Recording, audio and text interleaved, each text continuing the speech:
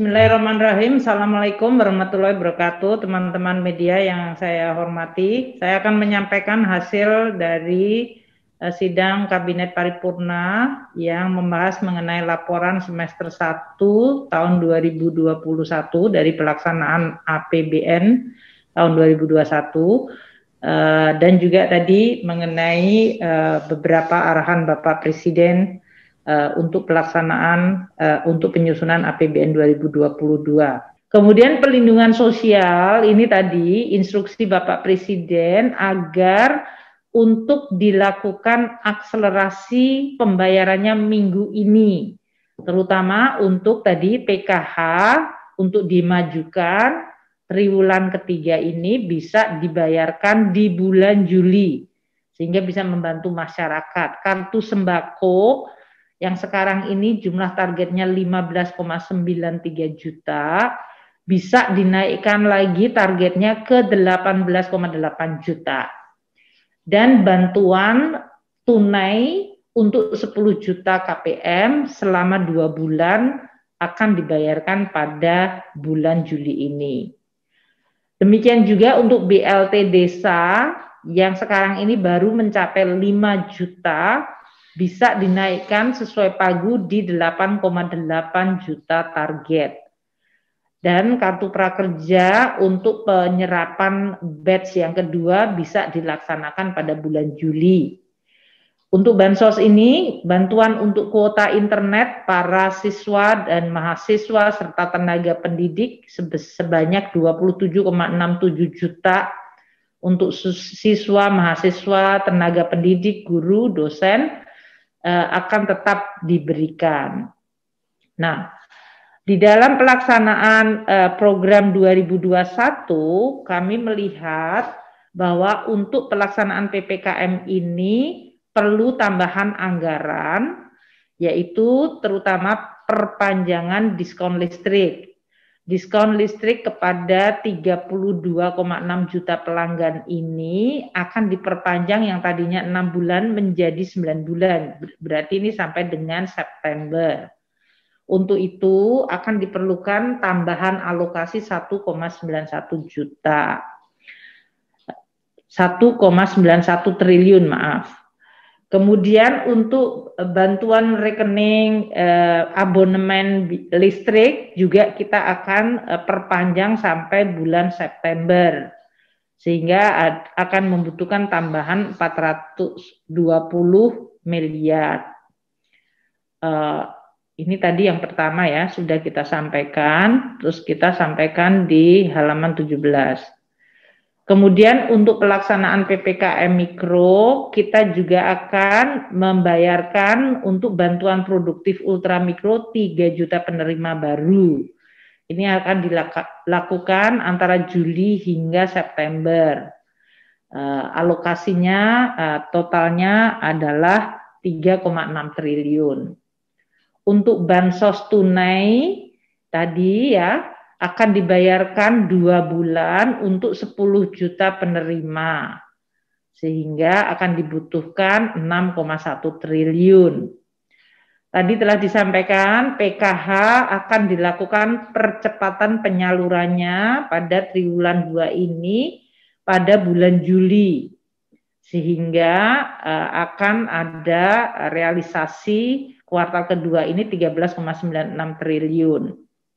Untuk 9,9 juta. Kita berharap bisa tercapai target 10 juta. Jadi masih ada 100.000 di sini target yang bisa ditambahkan.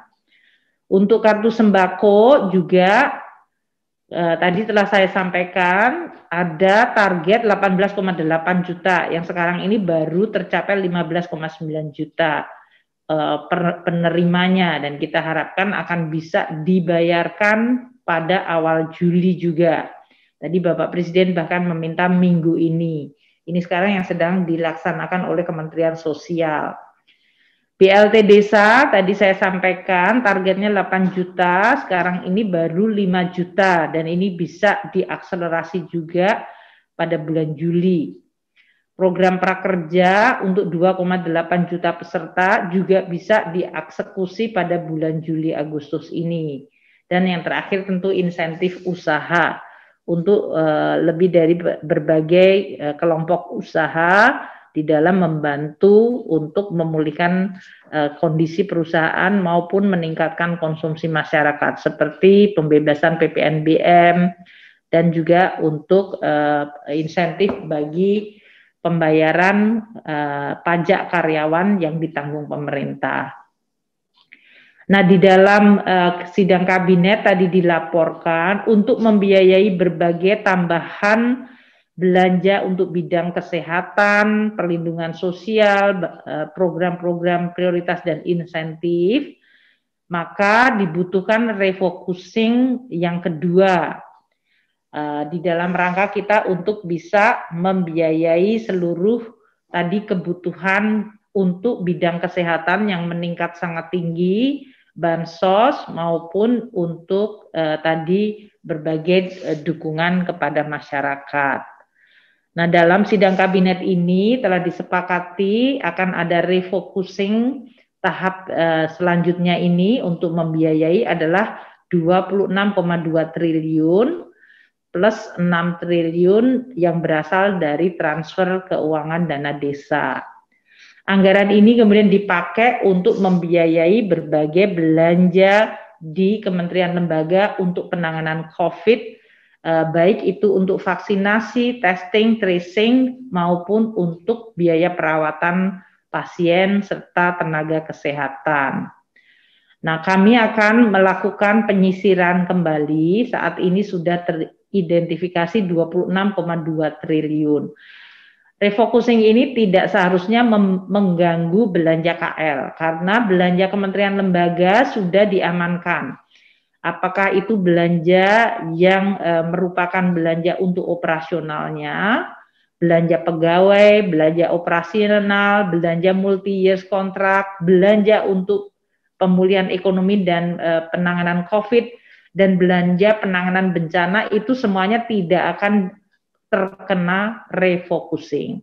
Yang terkena refocusing adalah belanja-belanja seperti belanja honorarium, perjalanan dinas, paket meeting, belanja jasa, bantuan pembangunan gedung, pengadaan kendaraan, kemudian anggaran dari kegiatan yang belum dikontrakkan yang tidak mungkin akan selesai pada tahun ini. Ini yang tadi agar dilakukan prioritas kembali dan akan disalurkan untuk belanja penanganan COVID dan pemulihan ekonomi. Bapak Presiden dan Wapres menginstruksikan agar prioritas ini dipertajam sehingga kita tetap bisa membantu seluruh masyarakat dan terutama sektor kesehatan dan masyarakat dalam menghadapi COVID yang sedang melonjak dan sehingga diperlukan PPKM darurat. Nah, untuk tahun 2022 nanti kita akan sampaikan di dalam nota keuangan. Jadi untuk saat ini kami tidak akan menyampaikan di dalam keterangan pers ini, tapi poinnya adalah bahwa kita sedang menyusun RAPBN 2022. Presiden tadi menginstruksikan harus tetap fokus dan beberapa untuk kegiatan yang tidak prioritas agar ditunda atau dikendalikan atau bahkan dibatalkan. Mungkin itu yang saya ingin sampaikan untuk keterangan pers hari ini. Silahkan kalau akan ada beberapa pertanyaan.